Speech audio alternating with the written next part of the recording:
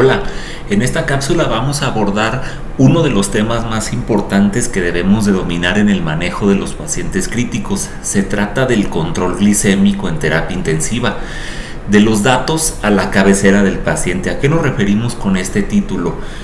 Para abordar este tema necesitamos entender y dominar muchos de los aspectos que implica el descontrol del azúcar en los pacientes que están cursando con patología crítica, porque las enfermedades críticas tienen relación con hiperglucemia de estrés, con resistencia a la insulina, con los resultados finales de las disglucemias, es decir, a qué va a llevar finalmente en la estancia del paciente o en su posibilidad de sobrevivir o de fallecer durante su estancia en terapia intensiva o en el hospital, a la importancia del control glucémico, al origen de la evidencia. Esta es una de las partes más importantes para los médicos que están en formación. Tu base de conocimiento de este tema debe de ser muy amplia, porque entendiendo las implicaciones del tema, vamos a poder nosotros establecer las adecuadas metas de control glicémico y cómo lograr estas metas a través de la construcción y aplicación correcta de los protocolos de infusión de insulina. Bien, hay mucha relación entre la enfermedad crítica, la glucotoxicidad, la resistencia a la insulina o la falta de efecto biológico de la insulina y las lesiones a órganos diana, ya sea por la misma enfermedad crítica que induce lesiones por isquemia, reperfusión, por activación de especies reactivas de oxígeno y de nitrógeno, por la sobreexpresión de los receptores o los transportadores GLUT, por la producción de citocinas inflamatorias y los efectos orgánicos de toda esta cascada de eventos. En estas dos imágenes vemos una de ellas ya muy conocida para todos nosotros, que es la respuesta metabólica al trauma a través del eje hipotálamo, hipófisis, glándula adrenal, con la producción final de cortisol como hormona de estrés.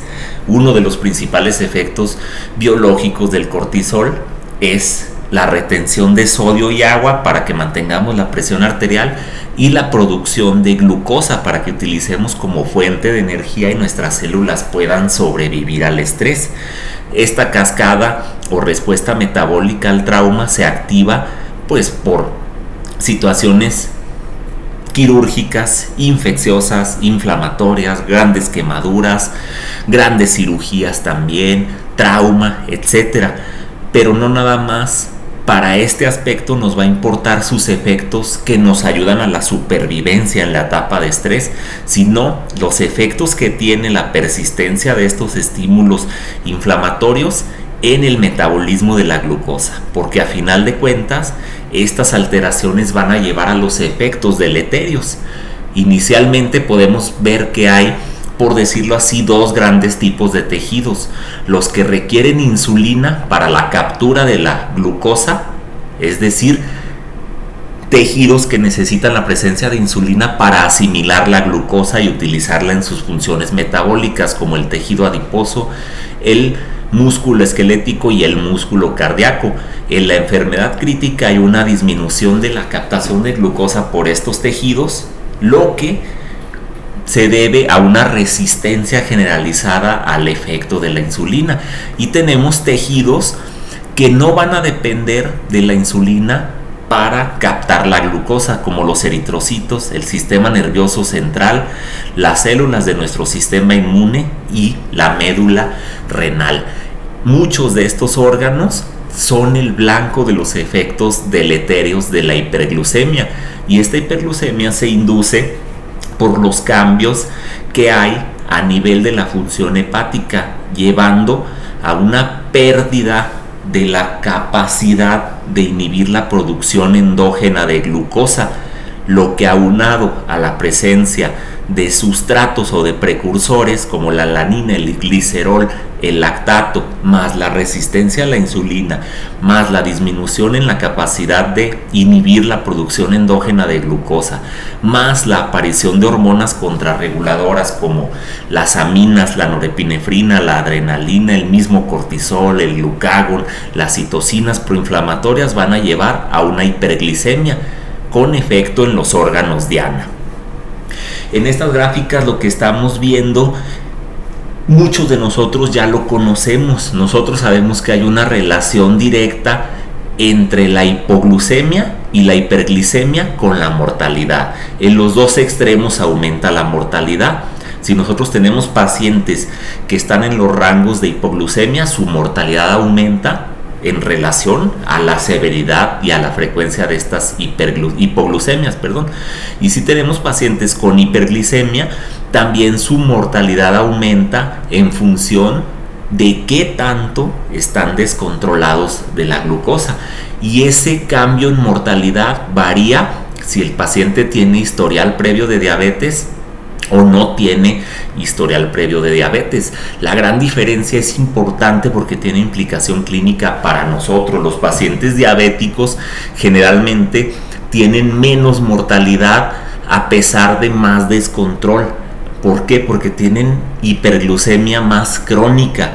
Estos pacientes deben de hacernos pensar que requieren unas metas de control diferente, porque si los queremos controlar como pacientes no diabéticos, los cuales tienen mortalidades más altas a umbrales más bajos de hiperglucemia, los podemos dañar, podemos provocar mayor mortalidad en estos pacientes.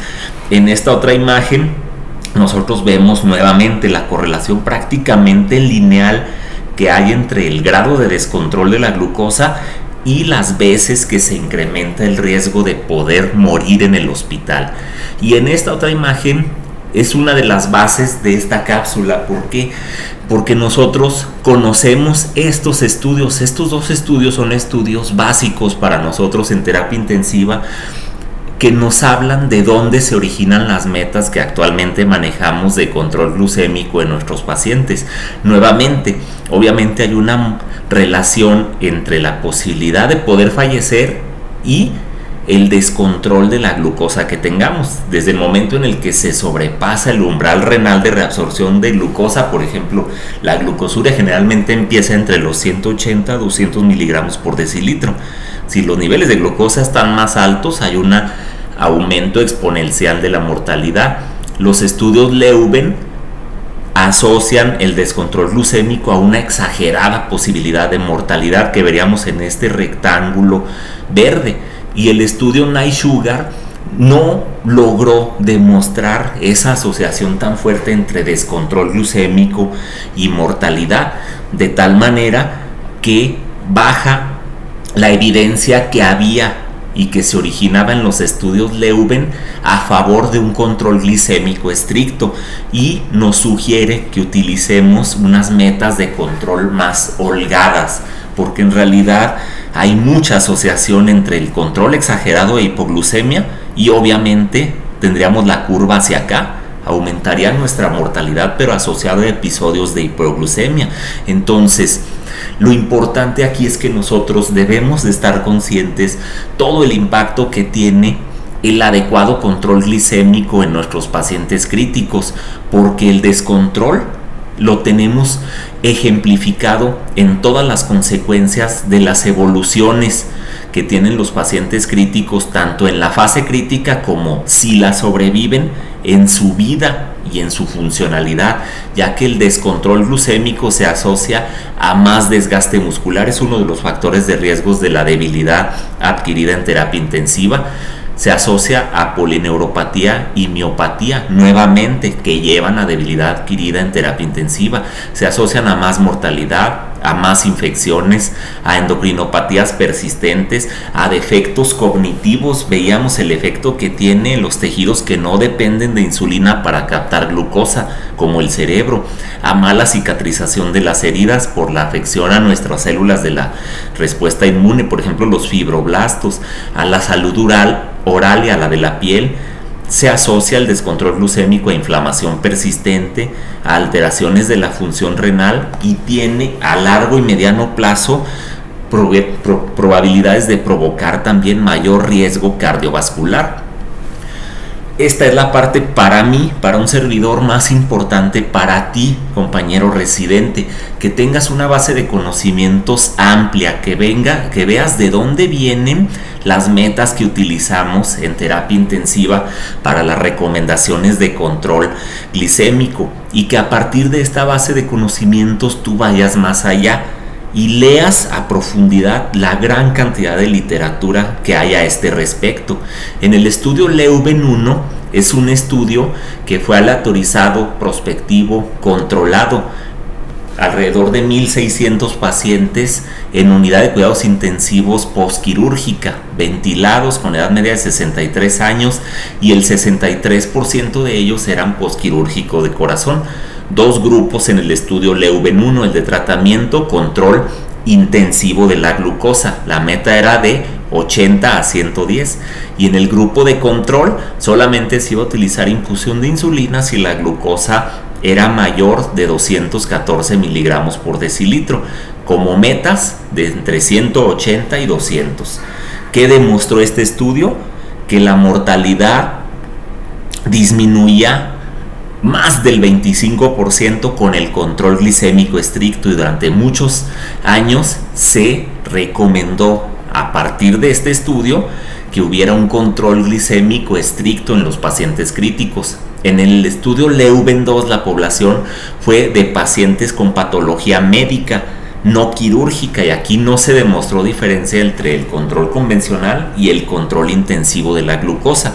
De cualquier manera se mantuvieron las recomendaciones a favor del control intensivo de la glucosa en cuidados intensivos, sobre todo en pacientes postquirúrgicos. Aquí vemos la diferencia de mortalidades y la posibilidad de sobrevivir tanto en cuidados intensivos como en la hospitalización en general. Entonces, a partir de este estudio, fue uno de los principales aportadores de evidencia a favor del control estricto. Después sale el estudio NIGHT-SUGAR. En esta población, una población crítica mixta, es decir, médico-quirúrgica, un grupo control con meta de control estricto de 81 a 110 miligramos por decilitro, y el grupo convencional que estuviesen abajo de 180 miligramos por decilitro, suspendiéndose la infusión de insulina si la glucosa era menor de 144 miligramos. De ahí las metas que actualmente manejamos, entre 140 y 180 para el paciente crítico en general. Este estudio lo que demostró es que en realidad no había diferencia en mortalidad si nosotros éramos un poquito más complacientes con los rangos de control glicémico. Entre 140 y 180 no había diferencia comparándolo con el grupo de control intensivo. Sin embargo, en el grupo de control intensivo los resultados son conocidos: mayor riesgo de hipoglicemias, mayor riesgo de mortalidad, tanto en terapia intensiva como en el hospital. A raíz de esto, nos quedamos para el paciente crítico en general las metas de 140 a 180. Es muy importante que hablemos de los mecanismos de riesgo a los que se asocia la hipoglucemia. Los efectos en agudo pueden ser desde arritmias que impactan directamente en mortalidad, alteración de la respuesta fisiológica a subsecuentes hipoglucemias, es decir, se mantiene la secreción elevada de hormonas contrarreguladoras. Cuando una persona tiene un episodio de hipoglucemia, esa persona activa su sistema nervioso simpático para defenderse de la hipoglucemia.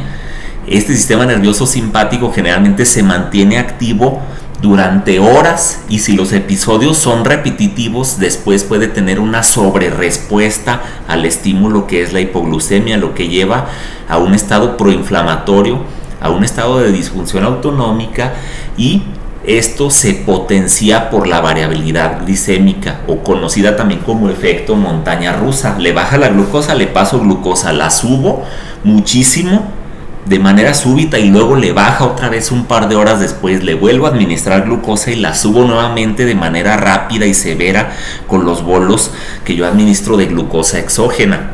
De aquí entonces las recomendaciones.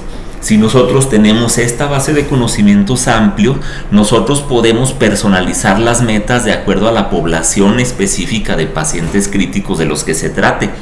Podemos manejar protocolos de control con insulina en infusión que sean estandarizados y validados.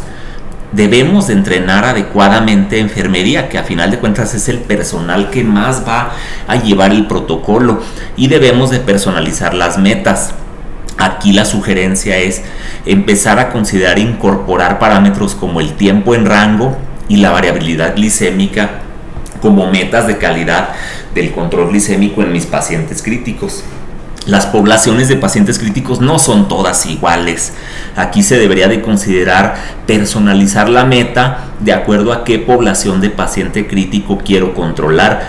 Si es paciente crítico no diabético, quirúrgico o no quirúrgico, de 140 a 180 como lo estipula Nice Sugar.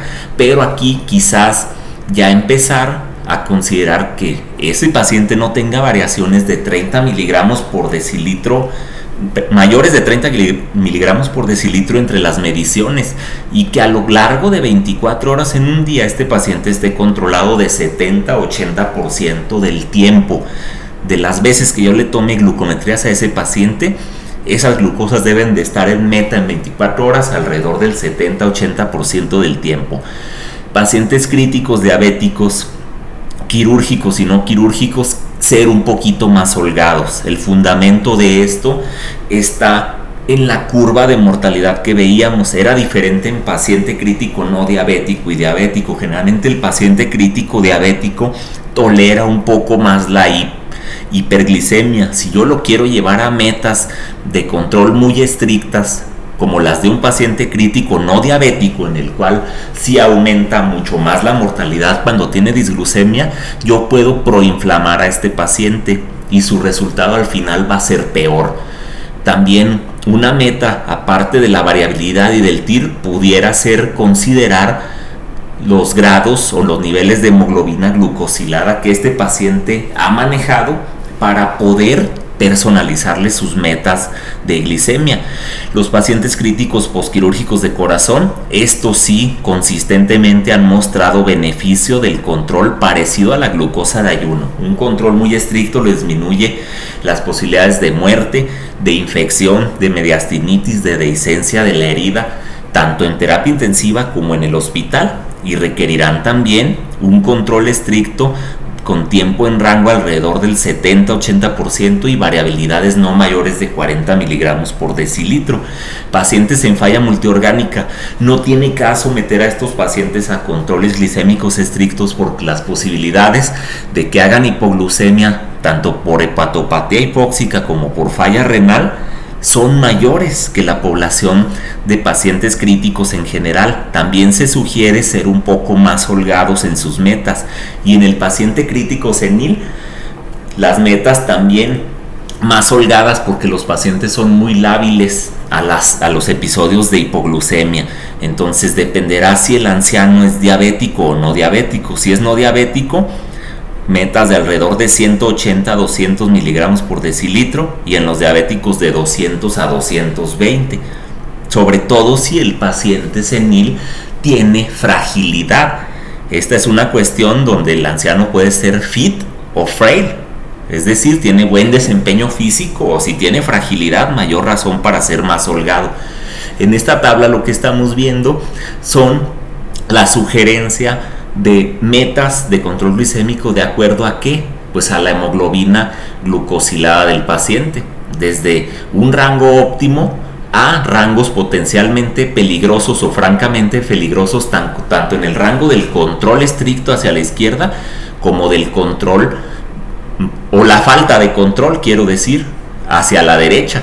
Entonces, pacientes en general, la población de hospitalizados y de pacientes críticos en general tienen mejor evolución, menos mortalidad y menos complicaciones si están controlados en el rango óptimo, pero el rango óptimo es diferente para cada paciente. Si yo lo tengo en el rango de descontrol, me aumentan complicaciones y riesgo de muerte. Si lo tengo en el rango de control exagerado con hipoglucemias repetitivas, también aumenta la mortalidad y las complicaciones.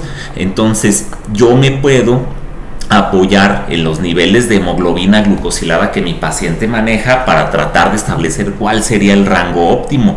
Pacientes obviamente que son diabéticos y que siempre andan con las hemoglobinas glucosiladas menos de 7, pues obviamente sus rangos van a ser como los de los pacientes no diabéticos, es decir, entre 140 y 180. Aquí vienen milimoles, 10 milimoles equivaldría a los 180 miligramos por decilitro, entonces el rango sería prácticamente idéntico al de los pacientes críticos no diabéticos. Si mi paciente está entre 7 y 9 de hemoglobina glucosilada, ya me voy un poquito más arriba, alrededor de 12 milimoles por litro como rango máximo, lo que veíamos de hasta alrededor de 220 miligramos por decilitro. Entonces aquí yo lo podría poner desde 160 quizás hasta los 220. En general de 180 a 220 se considera aceptable, y los pacientes que tienen hemoglobinas glucosiladas de más de 9% son pacientes que tienen hiperglicemia severa de manera crónica. Entonces estos pacientes pudieran estar desde los 180 prácticamente hasta los 240, 250 miligramos por decilitro. Se pudiera considerar un rango óptimo para estos pacientes. Bajarlos más podría ser potencialmente peligroso. Y si los bajamos a glucosas casi en rango de ayuno, aquí alrededor de 4 a 6 milimoles por litro, francamente se asocia a más peligro y a riesgo de mortalidad y muerte. Este es solamente un ejemplo de un protocolo de infusión de insulina. Nuevamente les recomiendo, váyanse a las bases de su conocimiento. En los estudios Leuven se estableció perfectamente cómo se hace una infusión de insulina, un protocolo de infusión de insulina. En esta fórmula vemos cómo lo iniciamos. O sea, básicamente tenemos o tomamos en cuenta la glucosa que estamos midiendo. Si mi glucosa está abajo de 300, solamente la voy a dividir entre 100 y lo que me dé son los mililitros con lo que voy a empezar. Por ejemplo, si me salen 250 entre 100, 2.5 mililitros por hora. Si la glucosa en la primera medición, cuando voy a empezar mi infusión, me sale arriba de 300, aparte de empezarla a 3 mililitros por hora, voy a pasar un bolo de 3 mililitros también. En este caso, la glucosa que medí 300 entre 100 me da 3. Paso el bolo de 3 e inicio a 3. No es un protocolo que deba utilizarse en las crisis hiperglicémicas. Ese es para pacientes críticos que no tengan cetoacidosis diabética ni estado hiperosmolar hiperglicémico. Esas tienen su guía en particular. Y el protocolo básicamente empieza con 2 o más determinaciones fuera del rango. Generalmente lo empezamos con 2 glucosas ya anormales, empezamos la infusión de insulina. Esta infusión inicialmente va a empezar con glucometrías horarias. Si 2 glucosas, como decíamos, están fuera del rango terapéutico, entonces empezamos la infusión y luego empezamos la monitorización cada hora o cada 2 horas, y ya en base a cómo esté el control de mi glucosa sería el escalamiento hacia las columnas, ¿sí? En las columnas lo que voy a utilizar es un protocolo para elevar o para disminuir las glucosas en base a las glucometrías de mis pacientes. Todo protocolo de infusión de insulina debe de incluir obviamente un protocolo de manejo de la hipoglucemia. ¿Qué voy a hacer cuando yo tenga hipoglucemia? ¿Cómo la voy a manejar? ¿Y qué voy a hacer con la infusión de insulina? En este ejemplo vemos cómo elevaríamos la velocidad de la infusión de acuerdo a cómo se esté comportando mi paciente, a cuántos miligramos por decilitro esté bajando esa glucosa. Y si se fijan, en ninguno de los casos se recomienda bajarla más de 80 miligramos por hora. Aquí entra de manera importante el concepto de variabilidad. El óptimo sería que no variara más de 40 miligramos en una hora si la glucometría es horaria, o más de 80 miligramos en 2 horas cuando la glucometría es cada 2 horas. En esos casos que se mantenga con una variabilidad glicémica aceptable, se mantiene la velocidad de infusión. Si no está bajando con la velocidad requerida, se puede aumentar la infusión por 1 o por 2 veces, es decir, multiplicándola por 1 o por 2 veces la velocidad de la infusión. Acá tendríamos, por ejemplo, el delta, o cuánto le subiría yo a mi infusión de insulina de acuerdo a los resultados de glucometría de mis pacientes. Estas son las bibliografías en las que se basa esta cápsula. Nuevamente, te recomiendo que leas profundamente este tema, porque esta cápsula solamente es la base de los temas que vamos a estar tratando al abordar este tema y en las mesas redondas de discusión del mismo. Gracias.